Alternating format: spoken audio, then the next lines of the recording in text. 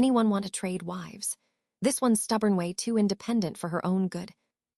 My husband's voice sliced through the warm Tennessee evening, and I watched laughter ripple across my sister's backyard.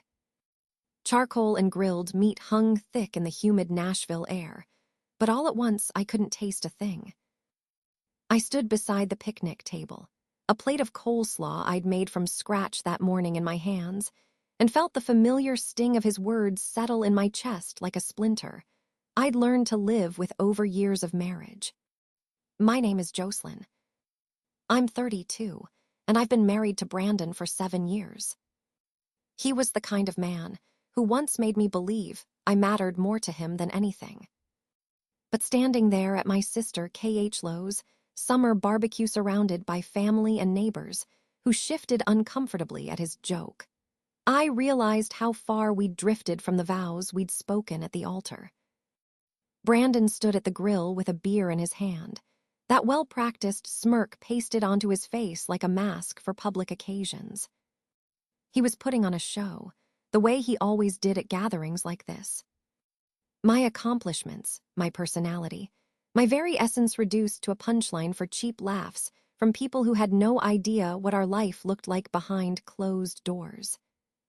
"Come on, any takers?" he kept going, tipping his bottle toward me. "She works too much. She's got opinions about everything under the sun. And don't even get me started on how she always thinks she knows better than everyone else in the room. Seriously, fellas, I'm basically giving her away for free." From across the yard, I felt my sister's gaze equal parts sympathy and frustration, a look I'd come to recognize over the years. K.H. Lowe had never liked Brandon, not since our first Christmas when he'd made a snide comment about her cooking. But she'd learned to bite her tongue for my sake, for the fragile peace of the family. Around us, guests shuffled their feet, some offering weak chuckles that died almost immediately, others suddenly very interested in their paper plates of potato salad. And then there was Gavin. Gavin lived 3 houses down from us on Maple Avenue, in a modest brick home with a carefully tended garden full of roses and hydrangeas. He was 35, single, and had moved into the neighborhood about 2 years ago after his marriage ended in divorce. He worked as an architect downtown and mostly kept to himself, though he was always polite when we crossed paths on the sidewalk or at the mailbox in the mornings. He'd been invited through K.H. Lowe's husband, who played basketball with him on Saturday mornings at the community center down the street. Gavin set his drink on the patio table and looked straight at Brandon with an expression I couldn't read at first. "I'll take her," he said. The words hung in the air like smoke from the grill. Brandon's grin faltered, just a flicker, a crack in his carefully built facade before he forced out a laugh that sounded hollow even to me. "Oh yeah, you think you could handle her?" He lifted his beer as if to toast the moment. "Trust me, buddy, you don't know what you're signing up for with this one." "I think I do," Gavin replied, calm and matter of fact. No mockery. No playful tone to soften it. Just a statement. He turned to me, and something in his steady gray gaze made my breath catch unexpectedly. "So what time can I pick you up tomorrow evening?" The backyard went dead silent. Cicadas screamed in the oak trees along the property line. Somewhere beyond the wooden fence, a car passed on the street. I watched my husband's face drain beneath his summer tan. The smirk finally vanished from his handsome features. He hadn't expected anyone to call his bluff, because no one ever had. And inside me, something shifted. At first it was small, like the first hairline crack in a frozen lake before the thaw comes.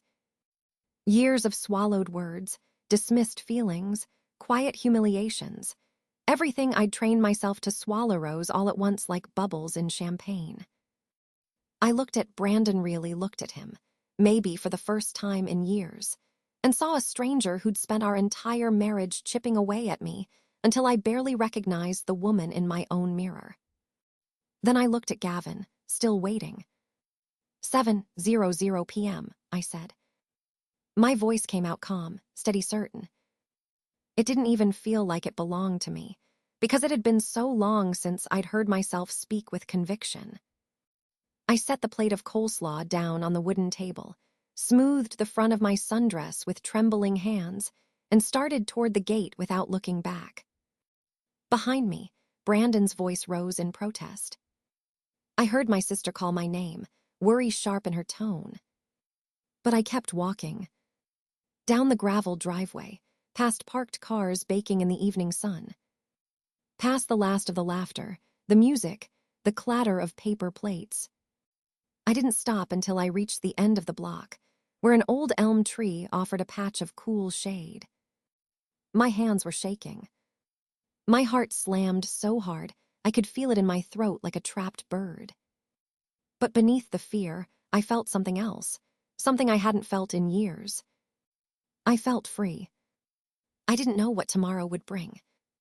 I didn't know if I'd just made the biggest mistake of my life, or the best decision I'd ever made in my 32 years. But standing on that quiet street corner as the sun dipped lower and the barbecue faded into the distance, I knew one thing with absolute clarity. I was done being the punchline of someone else's cruelty. That night, I sat in the dark living room, listening to the grandfather clock tick steadily on the wall, and tried to understand how I'd arrived at this moment. Brandon still hadn't come home from the party. I assumed he was back there, complaining to anyone who would listen, rewriting the story so he could be the victim of an ungrateful, unreasonable wife. He'd always had a talent for that. I met Brandon when I was 23, fresh out of college with a marketing degree and a head full of ambition. I'd just landed my first real job as a marketing coordinator at Travala Group, a mid-sized packaging company based here in Nashville. He worked there too, in sales, charming, confident, with a smile that made me feel like the only person in the room. In the beginning, he treated my drive like something precious. He said he loved how passionate I was, how I wasn't afraid to speak up in meetings or defend my ideas when people pushed back. When I got my first promotion after 18 months, he took me to the nicest restaurant we could afford and told anyone within earshot that his girlfriend was going places. I believed him when he said we'd build our empire together, partners in every sense. Somewhere along the way, the pride turned into competition. The competition curdled into resentment that seeped into everything we'd built. It started the way it always does, small, gradual, almost invisible. A comment here, a joke there. Nothing that seemed significant on its own. When I became marketing manager 2 years into the job, he made a crack about how I must have impressed the right people in the right ways to climb so fast. When I stayed late for a major campaign that could make or break my career, he complained that I cared more about work than our marriage. When I suggested we make a budget so we could finally save for a house, he accused me of being controlling and obsessive even, though we were barely staying afloat on our combined salaries. Stubborn became his favorite weapon. Every time I stood my ground. Every time I had an opinion that didn't match his. Every time I made a decision without first seeking his permission, I was stubborn, too independent for my own good, difficult, impossible to please. He took the best parts of me and reframed them as flaws, then made me feel guilty for having them at all. I thought about the dinner parties where he'd made jokes at my expense, that charming smile in place, so everyone believed he was just teasing. The way he'd roll his eyes when I talked about work, as if my career was an inconvenience instead of something worth celebrating. The subtle put-downs disguised as humor that left me questioning myself long after the guests went home. Was I too focused on my job? Was I neglecting him? Was I really as difficult as he made me sound? My mother raised me to be strong and self-sufficient after life forced her to be. When my father left, when I was 12, walking out one morning to buy cigarettes and never coming back, she worked 2 jobs to keep us afloat. She taught me, A woman should never depend entirely on anyone else for survival or happiness. Build your foundation. Stand on your own 2 feet. I'd carried those lessons like armor my entire life. Brandon used to say he admired that about me more than anything. Now he resented it with everything he had. I remembered a conversation we'd had about 3 years into our marriage. It was late at night, after another argument had left us both raw and exhausted. I'd just been offered a director position at a competing company, a real leap up the ladder, with a raise that would have changed everything for us. I was practically buzzing with excitement, already imagining how the extra income could finally help us buy the house we'd talked about for so long. Brandon's reaction that night shocked me. His anger flared so suddenly and so intensely that it scared me. He accused me of trying to outshine him, of making him look small in front of the world. He said people would think he couldn't provide for his family if his wife earned more than he did, that he'd be publicly humiliated. He wore me down with tears, accusations, and days of icy silence until I finally turned the offer down. And I'd spent every year since wondering what my life might have looked like if I'd made a different choice. Sitting alone in that dark living room, with only the clock ticking for company, I understood how much of myself I'd laid on the altar of his fragile ego. I'd dimmed my own light so he wouldn't feel threatened by it. I'd swallowed my ambitions, censored my opinions, and compressed myself into a version of Jocelyn that felt safer for him, easier to manage. And what did I have to show for all that sacrifice? A husband who'd offered to trade me away at a barbecue like an old car he was tired of maintaining. The front door slammed open around 11 that night, making me jump. Brandon stumbled inside, beer heavy on his breath, and flipped on the light. He looked genuinely surprised to see me sitting there, waiting. "Oh, so you decided to come home," he said, sarcasm and contempt dripping from every word. "Nice of you to embarrass me in front of everyone, and then disappear without a word." I looked at him, this man I'd promised to love for better or worse, and felt nothing but a deep, bone-weary exhaustion wash over me. "I'm tired, Brandon," I said quietly. "I'm going to bed." "We're not done talking about this," he called after me as I climbed the stairs. But I was done. Completely done. The next morning I woke to the sound of cabinet doors slamming in the kitchen, the noise echoing through the house. Sunlight streamed cheerfully through the curtains, and for one brief moment I forgot about the barbecue, the joke, the date. Then it all rushed back with painful clarity, and my stomach tightened with anxiety, and something that felt dangerously close to anticipation. Brandon was sitting at the kitchen table when I came downstairs, a cup of coffee in front of him that he hadn't touched. His jaw was clenched, his knuckles white around the mug. I poured myself a cup and leaned against the counter, bracing for what I knew was coming. "You need to fix this," he said at last, still not looking at me. "Fix what?" I asked. "The embarrassment you caused me yesterday at your sister's house." He finally looked up, anger flashing in his eyes. "You need to call Gavin right now and tell him it was all a joke. Tell him you're not going on any date, and then you need to apologize to me for making me look like an idiot in front of everyone."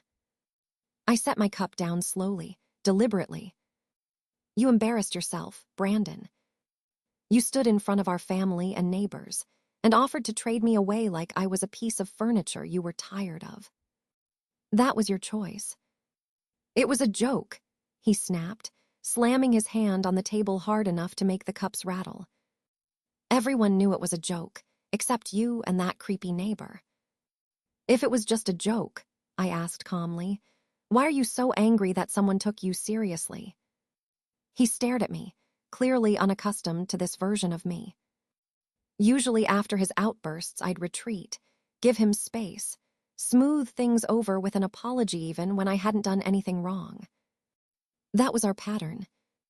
But I was exhausted by patterns that left me feeling small. "Because you're my wife," he said, his voice low and dangerous. You're mine.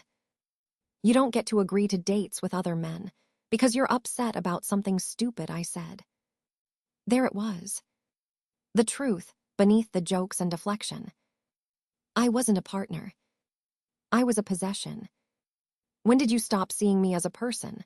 I asked quietly. He looked startled. What are you talking about? When did I stop being Jocelyn and start being just your wife? When did my thoughts and dreams stop mattering? I didn't wait for an answer. For 7 years, you've made me feel like an inconvenience. Every success I have, you diminish. Every opinion, you label stubborn. Every conversation about our future, you call controlling. You've taken everything good about me and treated it like a problem. His face flushed red. So what? You're really going to go on this date tonight? This isn't about humiliating you, I said. It's about me finally standing up for myself. You made your choice yesterday. Now I'm making mine. If you walk out that door, he said coldly, don't bother coming back. I looked at him for a long moment, feeling the last threads of hope snap. I've spent 7 years coming back, I said. Maybe it's time I start moving forward. I left him sitting there with his cold coffee and went upstairs to choose what to wear. My hands shook as I opened the closet, but beneath the fear, something stronger was growing, like reclaiming a part of myself I'd forgotten existed. At exactly 7 o'clock, the doorbell rang. I heard Brandon's heavy footsteps, the door creak open, and Gavin's calm voice. Hello. I'm here to pick up Jocelyn. I came down the stairs in a blue dress I hadn't worn in years, my hair loose, my head held high. Brandon stood in the doorway, fists clenched, then stepped aside without a word as I walked past him into the warm evening air. As Gavin opened the car door for me, I glanced back once. Brandon stood on the porch, silhouetted against the light from the house, finally the one left wondering what came next. The car pulled away from the curb, and I watched our house shrink in the side mirror until it disappeared around the corner. My heart was racing, my palms damp against the leather seat. I didn't ask Gavin to turn around. I didn't apologize or explain or make excuses. I just let myself sit there as we drove through the familiar streets of my neighborhood and imagined, for the first time in years, what it might feel like to be seen as more than someone's stubborn, too independent wife. What it might feel like to be free. The restaurant Gavin had chosen was a quiet Italian place on the east side of Nashville called Orso's. White tablecloths, real silver, candles flickering softly at every table. The kind of place where prices weren't listed because the people who ate there weren't supposed to worry about them. I realized I hadn't been anywhere this elegant in years. Brandon always said places like this were a waste of money, that we could eat just as well at home for less. Another small way my world had slowly narrowed without me fully noticing. Gavin pulled out my chair as we sat down, a simple courtesy Brandon had abandoned after our first anniversary. I felt oddly out of place, like an imposter pretending to be someone who went on quiet, romantic dinners with architects. But as I settled in and met Gavin's warm smile across the candlelight, some of that discomfort began to fade. I should probably be honest, I said once the waiter took our drink order and slipped away. I'm not entirely sure why I'm here tonight. Gavin nodded, unbothered. That makes sense. Yesterday must have been a lot. That's one way to put it. I smoothed the linen napkin in my lap, trying to organize my thoughts. I've been married for 7 years. I've never even thought about another man like this. And now I'm sitting here with our neighbor, while my husband is probably wearing a hole in the carpet back home. Do you want to go back? He asked gently. There was no pressure in his voice, just concern. I thought about walking back into that house on Maple Avenue, apologizing the way I always did, slipping back into the familiar rhythm of resentment and self-erasure. The idea made my stomach twist with a dread that surprised me. "No," I said, firmer than I expected. "I don't." Our drinks arrived in crystal glasses.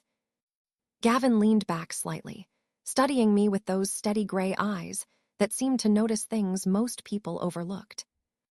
"Can I tell you something, Jocelyn?" "Of course." "I've watched you for about 2 years now," he said quickly, a hint of self-consciousness flickering across his face. Not in a creepy way. It's just, I'm an architect. I observe structures, weak points, how things might be rebuilt. And I notice people too. "What have you noticed about me?" I asked. He paused, choosing his words carefully. "I've noticed a woman who moves through the world like she's constantly apologizing for taking up space. I've seen you get the mail, smile at neighbors while your husband talks over you, stop mid-sentence when he gives you a certain look. I've watched you make yourself smaller to fit whatever shape he needs that day." Tears pricked at my eyes. No one had ever articulated it so clearly. No one had ever really seen me.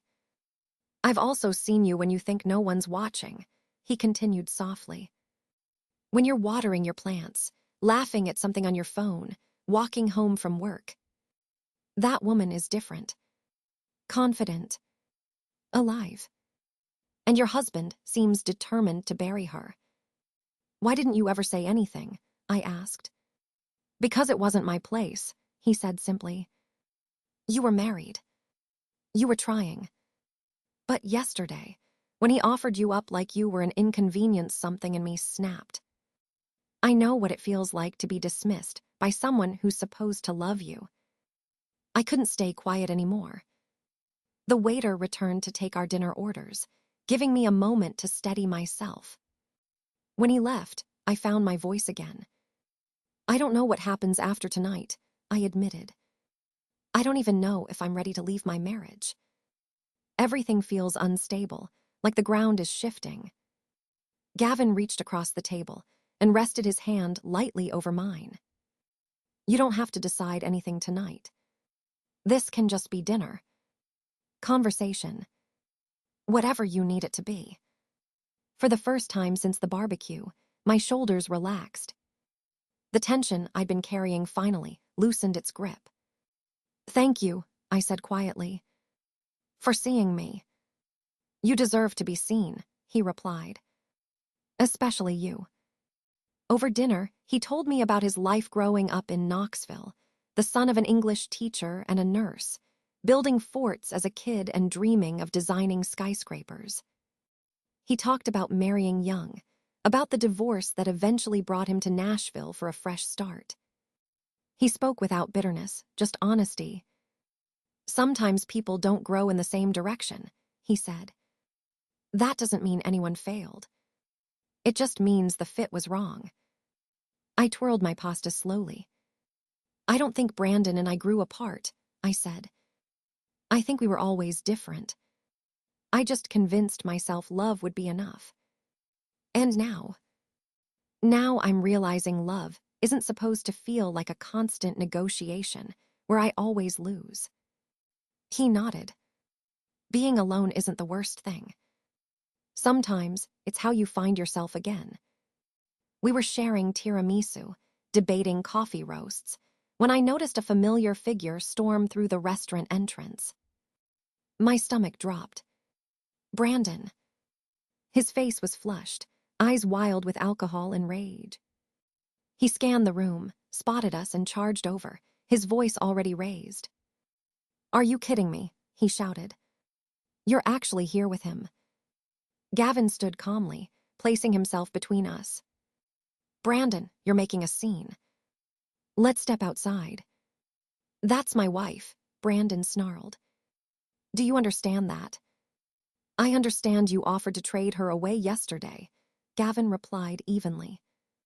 "If you valued her, you should have shown it." Brandon's fury twisted his features as he looked past Gavin at me. "Get up. We're going home." Every instinct in me screamed to comply, to smooth things over. But then I saw Gavin steady, protective and Brandon red-faced, demanding. And something inside me settled. "No," I said. The word seemed to detonate in the space between us. "I'm not going home with you," I continued, standing despite my shaking legs. "Not tonight. Maybe not ever." The manager approached with a security guard. Brandon sputtered threats and accusations, but his power was slipping. When he was finally escorted out, the door slammed behind him with finality. I sat back down, trembling. Gavin's hand covered mine again. "Are you okay?" I met his eyes. "I think I will be." The manager returned a moment later, apologizing profusely and offering to comp our meal or call a car service if we needed it. Gavin handled everything quietly, shielding me from decisions I didn't have the energy to make. I sat there in a haze, adrenaline still coursing through me. I had said no. Out loud. In front of strangers. And the world hadn't collapsed. If anything, Brandon had revealed himself far more clearly than I ever could have. His charm had cracked, and what lay underneath was plain for everyone to see. The doubt and guilt that had kept me trapped for years seemed to evaporate in the wake of his public outburst. He had dragged our private dysfunction into the open and, in doing so, freed me from the burden of pretending everything was fine. Gavin drove me home through the quiet Nashville streets, city lights blurring past the window. We didn't talk much. He seemed to understand that silence was what I needed, and I was grateful for it. When we pulled up in front of my house on Maple Avenue, every light inside was on. Brandon was home, probably waiting. But something had shifted inside me during the confrontation at the restaurant. I wasn't afraid anymore. "Thank you," I said as Gavin parked. "For dinner. For standing up for me. For everything." He smiled gently. "You don't have to thank me for treating you with respect. But you're welcome." "What happens now?" I asked, the question aimed as much at myself as at him. "Now you go inside and take care of yourself," he said. "If you want to talk, I'm just 3 houses down. And whatever you decide about your marriage, about your life, remember you deserve happiness. Don't let anyone convince you otherwise." I nodded, my throat tight, and stepped out of the car. As I walked up the stone path to the front door, I heard Gavin pull away behind me. I took a deep breath, squared my shoulders, and went inside. The confrontation that night was brutal, but shorter than I'd expected. Brandon was waiting in the living room, empty beer bottles scattered across the coffee table. He launched into a tirade the moment I stepped in, accusations and insults flying without pause. I let him talk. I didn't argue or defend myself. I just watched him burn through his anger against the wall of my silence. When he finally ran out of steam and slumped forward, I said the words I should have spoken years earlier. "I want a divorce." The silence that followed felt like air rushing into a sealed room. Brandon lifted his head slowly, disbelief flickering across his face, then anger, then something close to fear. "You don't mean that." "I do." I sat down across from him, hands folded calmly. "This marriage has been dying for years. We've been pretending, while slowly destroying each other. I can't do it anymore." "This is because of him?" he asked. "One date." "No. This is because of me. Because I finally remembered who I was before I disappeared into this marriage. Because your love always came with conditions." He tried bargaining, counseling, promises, vows to change, but I'd heard it all before. I didn't have the strength to try again. "I'm sleeping in the guest room tonight," I said, standing. "Tomorrow I'll look for an apartment. My lawyer will contact you." He stared at me like a stranger. "You've thought this through." "I've been thinking about it for years," I said softly. "I just needed the final push." That night, I slept deeply for the first time in months. When I woke, I felt lighter. The weeks that followed blurred together: lawyers, paperwork, tears, relief. I found a small apartment in Germantown with big windows and a balcony where I could grow herbs. I hired a sharp attorney named Patricia, who didn't tolerate nonsense. Brandon fought at first, but reality caught up with him. My sister K.H. was my anchor through it all. She helped me move, brought wine in boxes, and listened without judgment. One evening, watching the sunset from my new balcony, she smiled at me. "I'm proud of you," she said. "I don't always feel strong," I admitted. "That's okay," she replied. "Falling apart is sometimes how you put yourself back together." Slowly, I rediscovered myself. Morning runs by the river. A weekend pottery class. A promotion I no longer hesitated to accept. The woman emerging from the wreckage felt unfamiliar, at first stronger, steadier, but over time, I recognized her. She'd been there all along. Gavin and I stayed in touch. Coffee, walks, easy conversations. He never rushed me, never pressured. He just showed up kind, consistent, patient. 3 months after the divorce was finalized, he knocked on my door one Friday evening holding takeout from my favorite Thai place. We ate on the couch, watched a documentary, and talked until it felt like breathing. Later, he admitted, "When you said 700 and walked away, I think I stopped breathing." "So did I smiled. We didn't rush the future. We let it unfold. And for the first time in my life, that felt exactly right. 6 months after the divorce, news of Brandon reached me through the neighborhood grapevine. K.H. Lowe's husband heard it from someone who still worked at the company. Once our split became public, Brandon's carefully maintained reputation began to crack. The story of the barbecue spread the way stories do in close communities, and people started looking at him differently. The charming salesman persona he'd relied on for years slowly unraveled as more people sensed something ugly beneath the surface. He was passed over for a promotion, losing out to a younger colleague he'd always dismissed. His sales numbers dropped as clients reacted to his increasingly bitter, hostile edge. About 5 months after the divorce, Travala Group let him go. Officially, it was about performance, but everyone knew the truth: he'd become toxic, and no one wanted to work with him anymore. I also heard that dating hadn't gone well for him. Word had gotten around about how he treated his wife, and women in his social circle kept their distance. Most nights, he was alone in the house we once shared, struggling to afford it on a single income. The irony wasn't lost on me. After years of making me feel isolated inside our marriage, he'd ended up exactly where he'd left me. I didn't feel triumphant hearing any of it. I didn't feel satisfied or vindicated. Mostly, I felt sad. Sad that it took public consequences for him to face himself. Sad that he might never actually learn what life was trying to teach him. And sad that I'd spent 7 years loving someone who was never capable of seeing me clearly. But alongside that sadness was freedom. Whatever happened to Brandon now was his path, not mine. As for Gavin, what we had continued to grow slowly, naturally.